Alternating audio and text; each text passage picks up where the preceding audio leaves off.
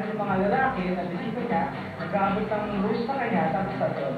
Tapos, una ng camera man yung Oo. Kung dapat, kasi baka yung makilala ko sino. Ganyan. Kilala ko sino. At syempre, kung may 80 roses, meron din 80 candles! Saan sa tulong binigyan? Hindi! May mga offering ng knowledge at wisdom ng mga babae. Knowledge? Oo. Saan yun? Oo.